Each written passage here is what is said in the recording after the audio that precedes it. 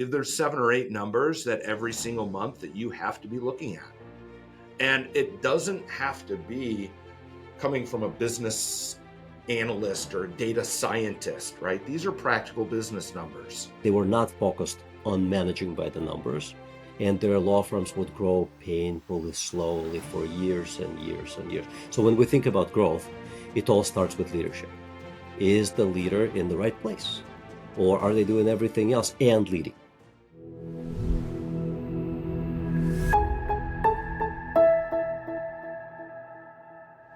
Hi there. I have a small but really meaningful favor to ask you. I watch at the stats on our YouTube channel and Spotify channel, wherever most people listen and watch our podcast. And I see that over 80% of everybody who listens to it regularly is not a subscriber. I'm asking you to subscribe to this channel. And the reason for that is my mission and the mission of my team is to help as many small law firm owners to learn how to transform their law firms into better businesses, and so they in turn enjoy better lives. When you hit subscribe button, you tell these platforms that this is content worth listening, worth viewing, and they in turn will show it to many other small law firm owners and hopefully help me fulfill our mission of helping them create a better business and enjoy better lives. So would you please do me this favor? It would mean the world to me, and hit the subscribe button. And my promise to you is that I will continue to work hard at creating good content with practical ideas that help you and your teams grow better law firms. Thank you. Welcome to Grow Law Firm Podcast. I have an amazing guest with me here today, Philip Fairley of the Rainmaker Institute. The Rainmaker Institute, if you've been in this industry for any length of time, there's an incredibly high probability that you've heard the name of this company or have been trained by this company, because they have done, I think, over the last 25 years, thousands of events all across the country. Yeah. Your late brother, Stephen, founded the company way back in the late 90s, and you took over a few years ago. Philip, welcome to the show.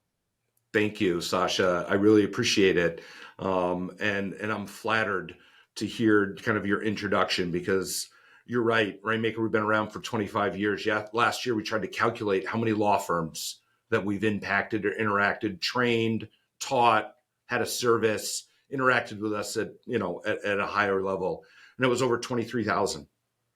And so I'm just really proud of that heritage. And because that would only happen if we were helping grow law firms. Unintended. I got it.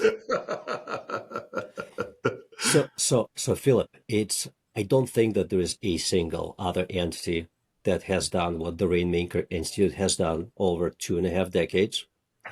I know that since you've taken over, you have changed what the company does now. It used to be training, education, and a lot of consulting and coaching.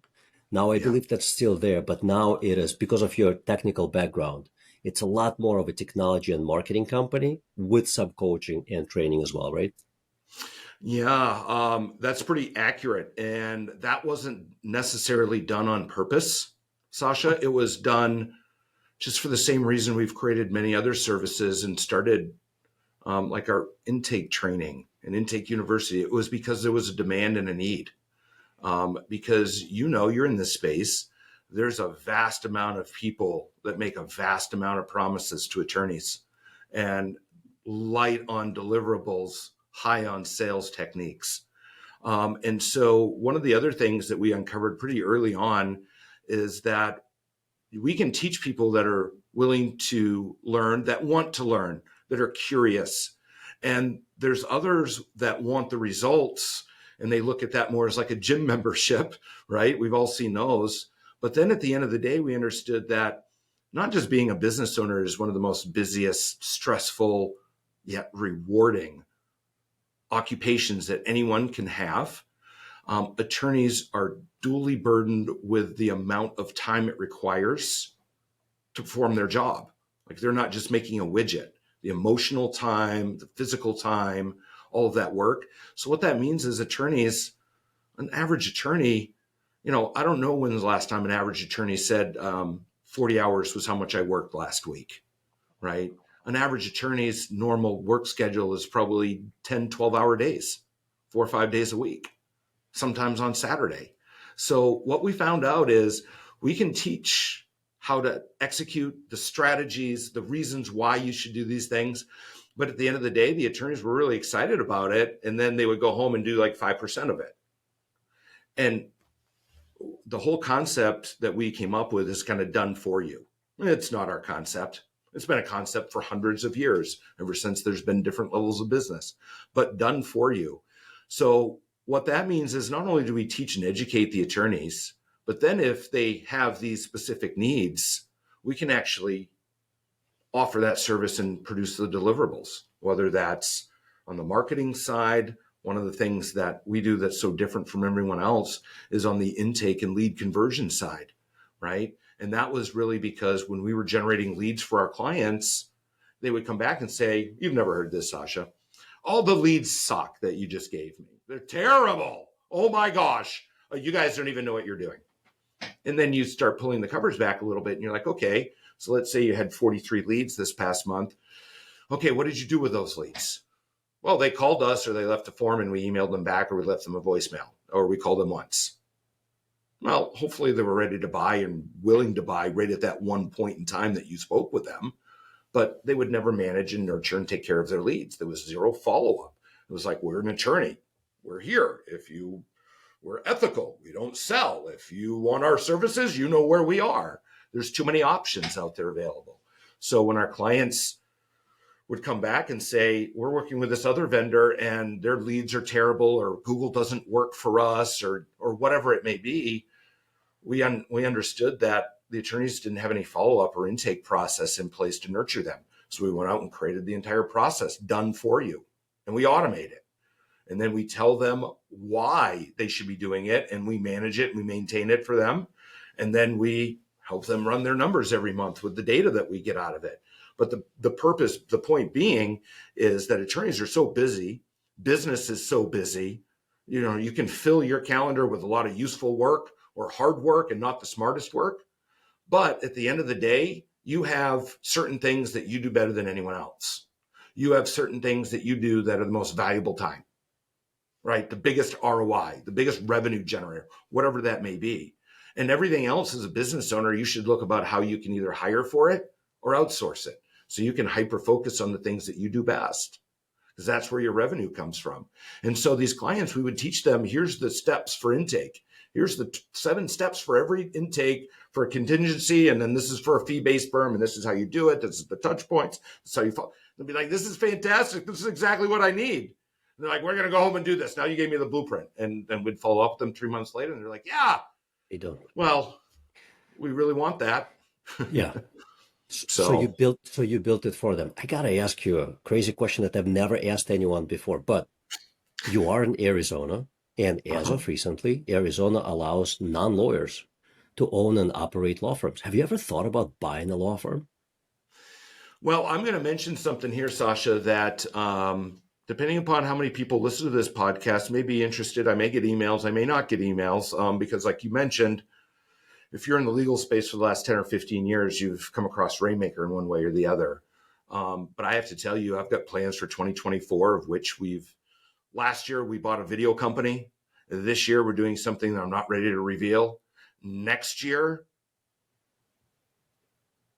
yeah, it's on our radar, because it's not so much that I want to practice law, but we know what it takes to grow a legal law firm business and make it scalable, where the owner has a lifestyle.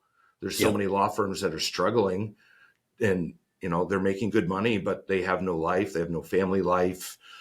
Insert all the problems that typical, thriving attorneys or growing law firm leads to. And we have the ability to take that all off their plate, and then so they can be attorneys. It's kind of like what we do in a muted version for our clients now, obviously, because we can't do the operations or different things like that. But there's a formula, and it's not rocket science. It's just strategic, and then looking at the numbers, because the formula changes, right? the end product is the same, but the ingredients in the recipe card changes. And if you're not looking at your numbers, that's why we have a tool called Rainalytics. We drink our own juice every month. We meet as an organization. We go over everybody's numbers, the department heads, and then they trickle it down to their staff. So I'm meeting with 7 people on our leadership team, and they're coming up with their numbers, and we're navigating and analyzing them every month. That's what we help our clients do with our Rainalytics tool, because no matter what you do, things change. That's the only constant. Like the way people bought before COVID, make sure they're in the office for your consultation. You'll close 70, 80%. Then you couldn't do in-office consultations and the courts were closed. And now people want experiences. They don't necessarily want X. They buy Y. They have a 14-second, TikTok, like total runway of their attention span is literally based upon TikTok algorithms, I believe now, or, tongue in cheek. That's how people consume. And when attorneys don't change to match buying behavior, they're like, hello, law firm, this is exactly what we do. Whereas people want to buy in a different experience in a different way, and they want to consume legal services on their schedule, how they consume Amazon or Netflix or pay their Comcast or Verizon or whatever it may be, that smooth experience. But yet attorneys have so many gates and barriers of entry. So these young attorneys that we see popping out of law school now, more, the ABA was talking about now 4% of attorneys leaving law school go directly and hang their own shingle. Now you're thinking 4% is not a lot, but 5 years ago when that was a 0%, and I just was at the Illinois State Bar. They had me talk about video and how to leverage that. And these 2 gentlemen came up to me and said, I've just started, I graduated and I got past the bar in July. And this was in October of last fall. They're like, I've already started my firm. And guess what they do? They sell better than a traditional law firm. And no client knows how good of an attorney you are until after they've already hired you.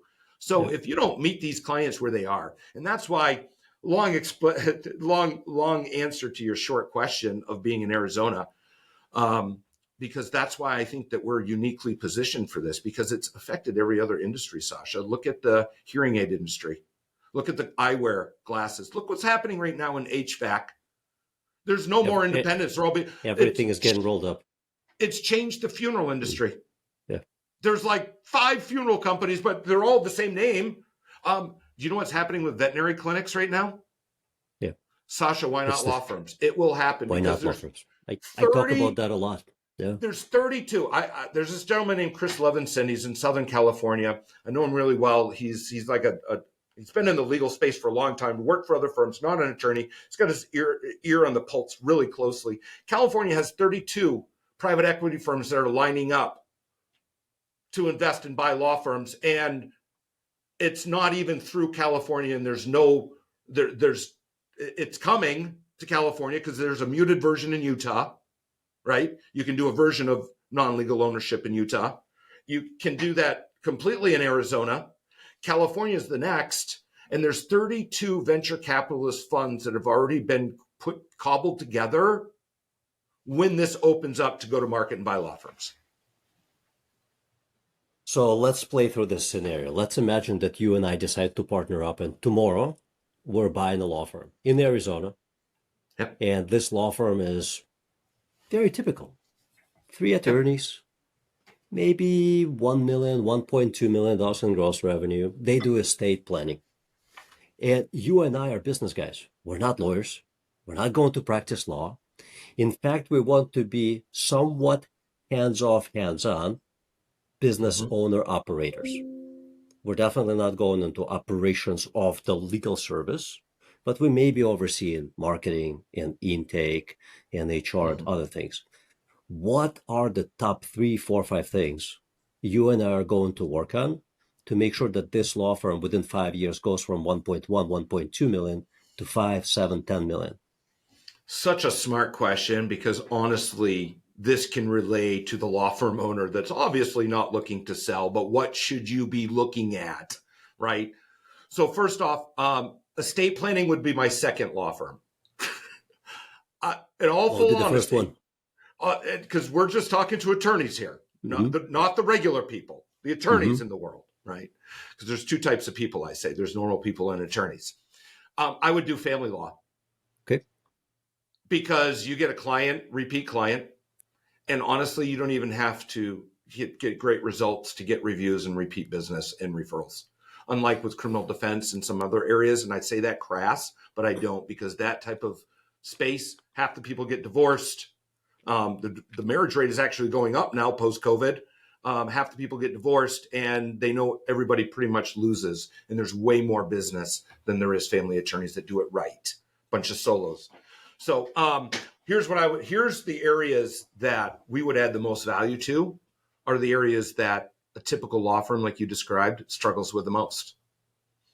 Branding, marketing, consistent lead generation, sales. Sales is good for business. And then repeat business and adding on additional services. Because there's additional service. So let's take estate planning, right? There's so many other additional services with financial planning, partnerships, tax planning, other financial entities, things like that. There's the ability to not be so concerned with, how can I phrase this? Not being so concerned with being Jane Doe Attorney Esquire, as I fold my hands and push my chest out. Whereas I'm not above sales, because if my goal is to help people, there's only one way I can help more people. And if I'm a good attorney or a great attorney, and if I don't close the deal, then they're going to go to a competitor that's not. So the whole mentality of shift of that new business is good for the firm. More clients are good for the firm. And then I would automate their entire intake and sales process and track everything at the point of intake. Because when you track lead source, practice area, where they came from, who they met with, what their issues were, what stage of the funnel or how far did they go down through your sales. When you track all of that information, you're able to hold your marketing accountable so you know what's working and what's not. So you increase your LSAs and maybe decrease your pay-per-click because that's better for your area.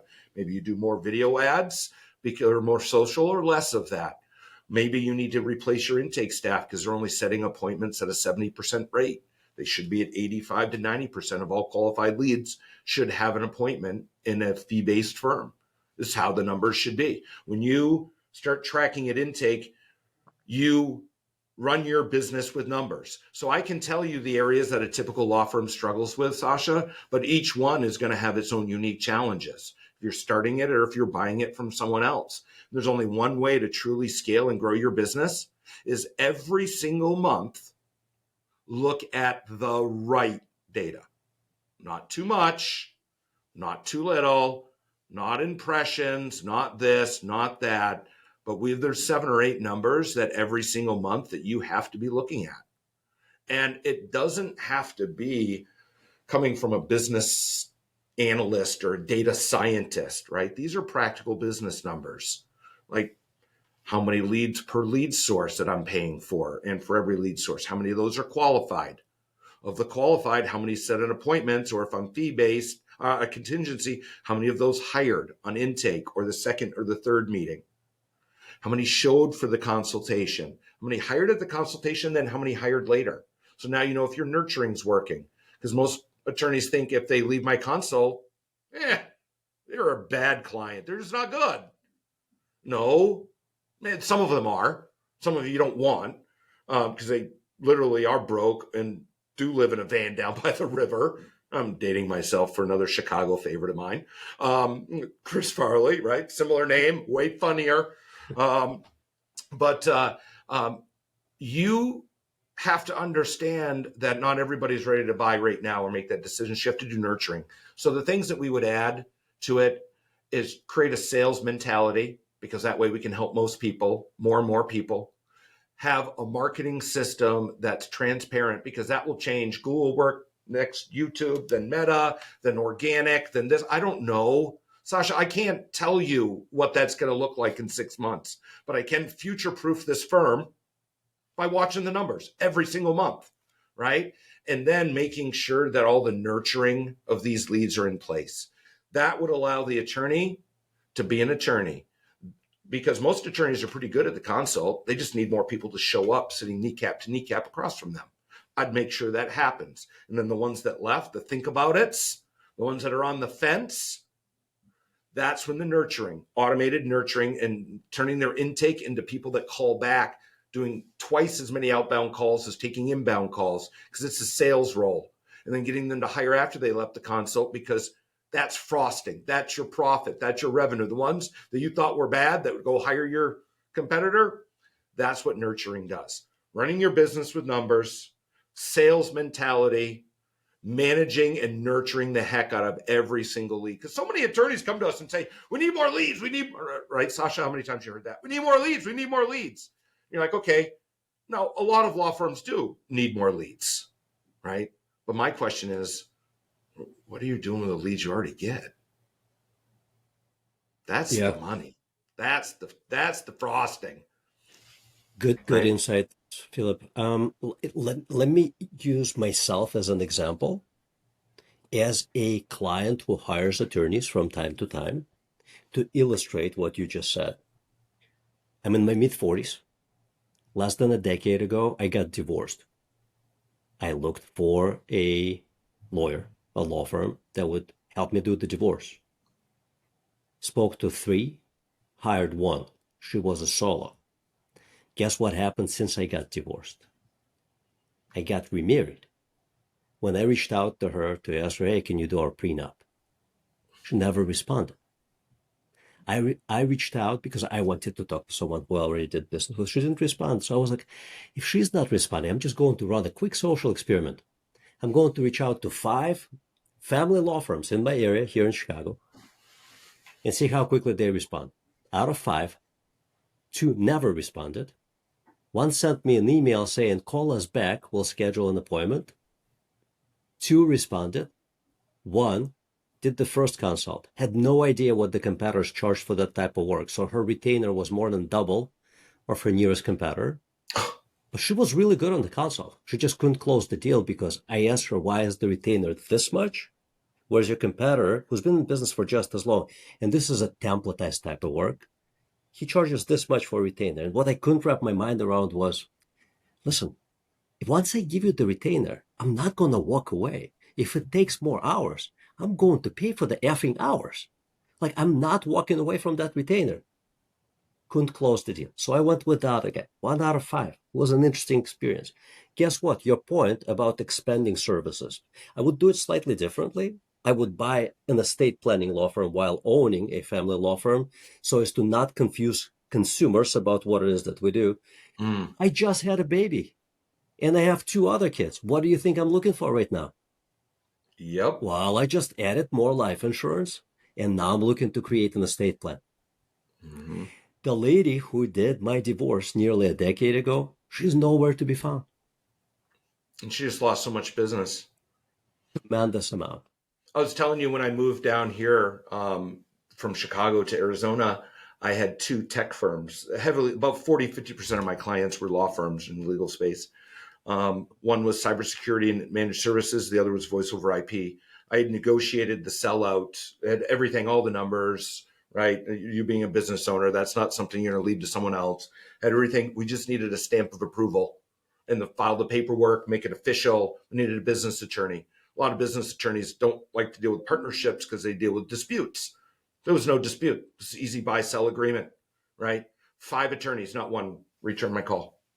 And I knew, you think I would know what type of message to leave. I couldn't talk to anybody, but you think I would know exactly, like, I'm the whale. I'm like, it's not going to be $1 billion, but I'm going to be easy and write you a check and then we'll move on. Not 1 return my call.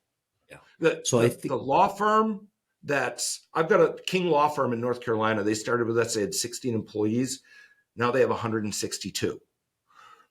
They run their business with numbers. One of the key things that they talk about is that phone call that and they're in family and criminal. in small Appalachia, all across, right? Like 1921 offices now, I think. They said that phone call, they teach their intake staff that phone call. You got to understand how that's the most difficult phone call that person's probably ever made. They Yep. picked up it, dialed in half the numbers, and then hung up and waited 3 more days, and then picked up the phone and then tried to do it again. So when that phone rings, we don't just answer live. We answer on the first ring because it's one of the most difficult phone calls they've ever made. So we have to understand that. And your intake needs to understand that because we coined this phrase a long time ago, they're your directors of first impression.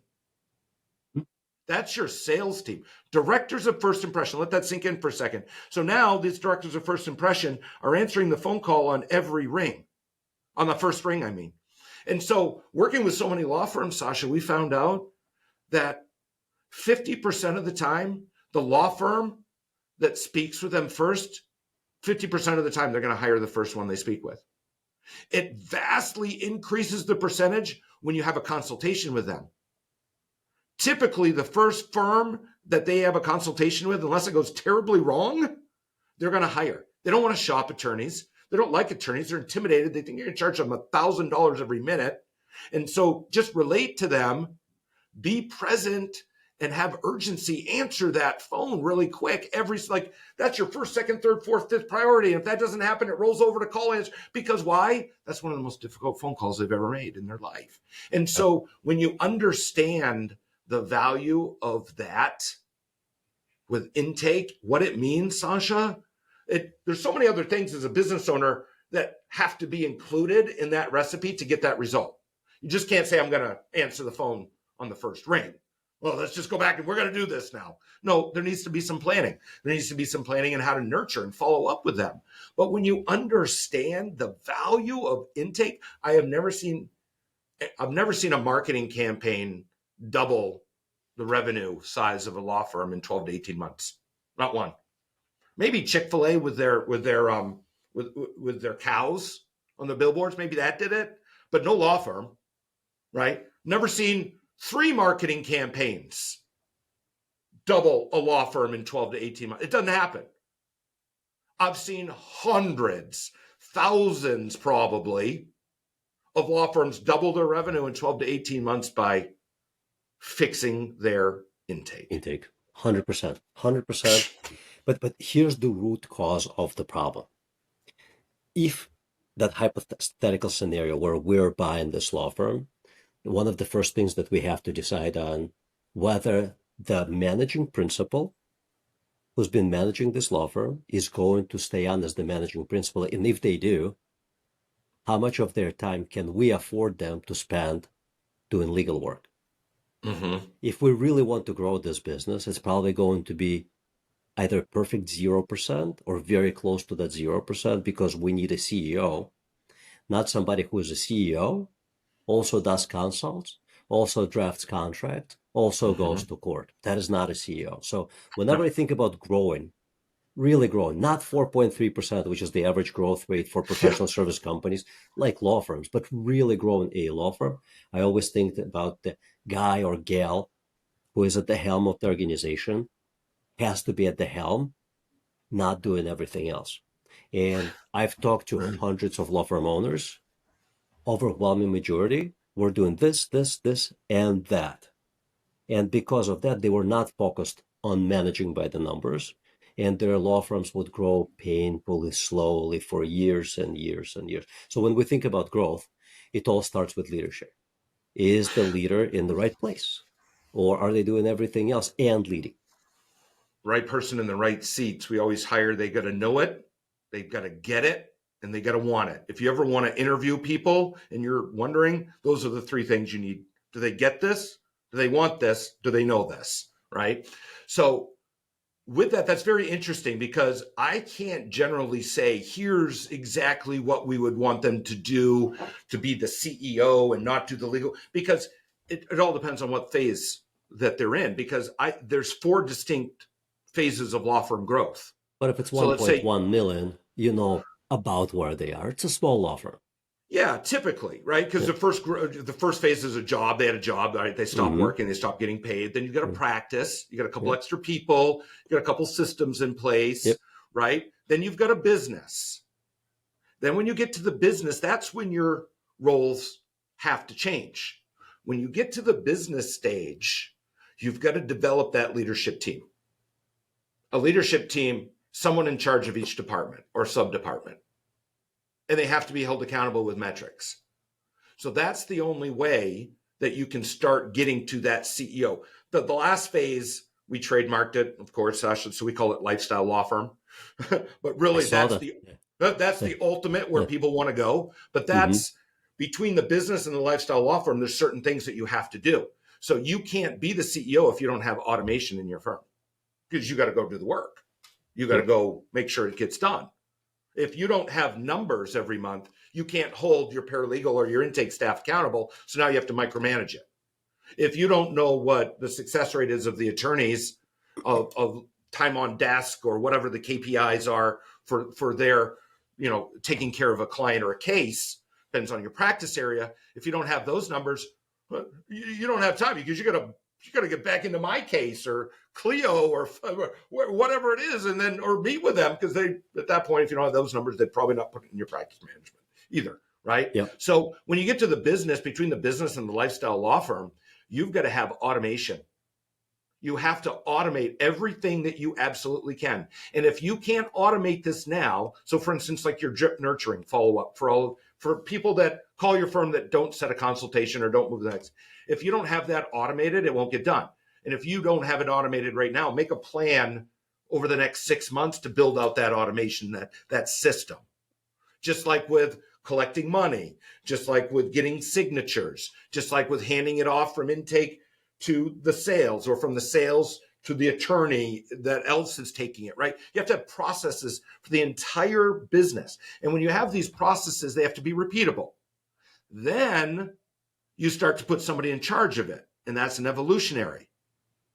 And then the next phase is you have this leadership team, and you're managing the leadership team and looking at reports and keeping them accountable and coaching those leaders on the problems they have, on how you want them out, whether that's paralegal or you should have an attorney that's on your leadership team. Even if there's only 3 attorneys in your office, there should be one that's kind of overlooking your sales, because they need to know that sales is. That's it, yeah.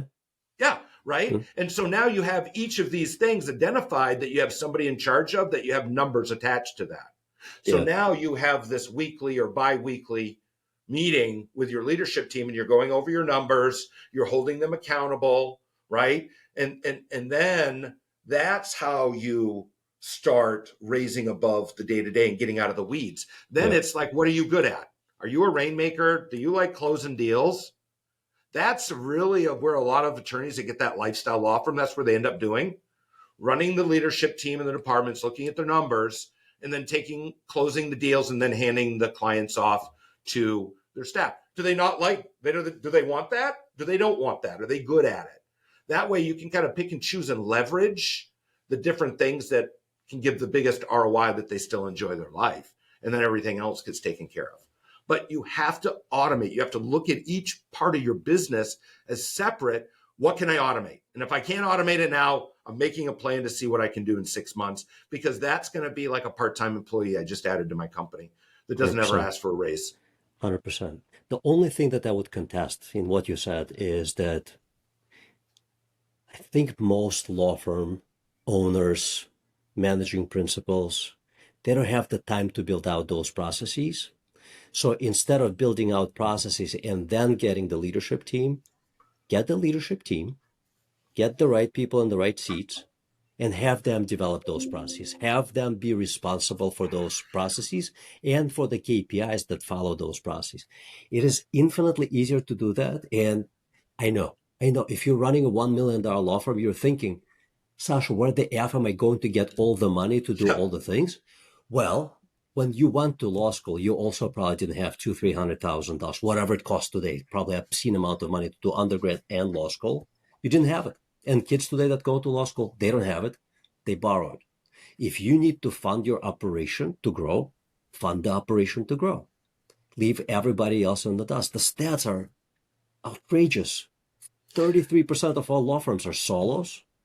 33% of all small law firms, or of all law firms, are 10 lawyers or fewer, something like 0.4% of all law firms ever break $10 million threshold. By the way, I've been there before. $10 million threshold. Your lifestyle is very different than when you're running a $1 million law firm. You don't work 50, 60 hours a week. You work less. You stress It's a less. lot easier to run a It's a 7 lot and 8 easier. figure law firm A than it lot is a easier. 6. It's a lot 100%. easier to run an 8-figure law firm than a 7-figure law firm. Oh, yes. Or any service business. And it gets keeps easier. going up. I guess if it's 9-figure, you're probably not even involved anymore, right? You're just on vacation for the rest of your life. So it's probably even easier as you add figures. But here's one thing for the attorney that doesn't have the money. Borrowing it is a really good option, but also utilize the staff you have now. We have a client I was working with, they hired some overseas or actually South American intake people that are phenomenal. Yep. Phenomenal. They had one main intake person, so this is their second and their third. They had never trained or had a manual or process for this, right? So I encouraged them as they onboarded this new person helped them create the training manual. So use the staff you have now, because some staff can get you from A to B. Yep. Some can get you from B to C, but some of those that can't get you from A to D. So you're going to outgrow some of your beloved staff members. It happens. But leverage the talent and skills you have now to start the outline of, hey, if we could make your job better, how can we automate this? Because they're so much closer to the issues. I'm definitely not advocating for the attorney to be like, I'm going to build out this entire XY, right? They wouldn't even know how to do the paralegal work. They had no idea, right? Maybe they would, I don't know, I'm being facetious. But you put those people now, and now you're also grooming to see if they can get you from A to B to B to C. But maybe they were just going to get you from A to B. And now you have this process, and now maybe you need to go to B to C, and maybe that's someone else, or maybe that's where you as the owner step in with a piece of software or something, or an outside consultant or whatever it may be, some expert or some ideas in a networking group, what other attorneys do. You should always be learning what other attorneys are doing in your industry. Number one reason to go to shows is to pick the brain of your, other law firms in the US. But you can start slow. You're not going to do this all overnight, but if you could just start documenting the process and have your staff do it, then you can look at it as an owner and say, is there anything in here that I can eliminate these 3 steps, reduce the amount of time it takes me, or take a piece of software and automate this? And then that's what their goal is for the next 3 months. Okay, Jane, Director of First Impression, you said we should be doing this. We need a CRM that will give me tasks to pop up to tell me who I should call. And if they don't hire us, we'll send out a whole series of 8 to 10 messages with videos and a couple text. Yeah, that's what we need. We don't have anything now. I got an Excel spreadsheet and a rotary dial phone. Okay, well, I got 3 months to go figure this out, right? So, but the options there, but I got to tell you, it's a multiplier. Intake and automation is a multiplier. Love how I tell my kids it is a multiplier. Yep, about college. I tell my kids that about college right now. If you go to college, it's going to 2, 3, 4, 5x your life, right? That's what intake will do, especially if you can automate it and keep your eyes on it. I have to tell you, it's the biggest game changer. If you've never focused on nurturing leads, if you've never focused on intake and seen it as a sales process, if you've just let this grow organically or let your intake people dictate, it's an easy way to double your firm, or at least 40, 50% revenue in the next 12 to 18 months. It's the easiest way to do it. So true. Philip, great insights. Where can people connect with you? Yeah, well, let me give you my personal email address. I don't give this out very often. It's philip@therainmakerinstitute.com. One of the things that I would also like to share is I'll share some more data and some information with your listeners on intake. And what we can do is we'll put up some information on intake, some strategies, some things that you should be doing, at least looking at, some numbers you need to be tracking. And I'm going to give you a couple free tools about how to start your tracking if you're not doing any of it now. And we'll put this up on a page, therainmakerinstitute.com. grow law firms. Terrific. And we're And going to link it up in the notes for this episode. Thank you so much. fantastic. Yeah, I that's just want to great. give you guys some free Yeah, tools. much appreciated. Does your firm actually help your clients do intake? We will listen, we will coach. We have partnered with Got it. other companies that do call answering overflow or can Mhm. help them staff it, but we do not have a call center. Got it. No, we don't do If it. you were to make a recommendation of a third party that actually does intake, who would you recommend? Somebody in your law firm, Okay. and then the next person in your law firm. And Not an then external if you resource. have to, a call answering service, because if they're your first point of contact, you're going to lose money. You will, because they don't have enough skin in the game. But if you wanted the best one that stays in their lane, it's a company called Lex Reception. Okay. They are by far the best intake answering service that I have ever come across. They stay in their lane. They don't promise the world and deliver poorly. They are consistent and they're top notch. So Lex Reception is really good, but you have to have somebody in your office answering your phone as your first point of contact. And if you can't, or you can't afford it, I would absolutely look to leverage South and Central American talent, expats, Canadians, and the top percentage in those countries that are looking for these type of great jobs at a drastically reduced rate. So that's another way to leverage it if you can't afford to get somebody in your local neighborhood in your office. Great insights. Philip, thank you so much. Oh, this has been awesome. I've loved it, Sasha. Thank you very much for having me.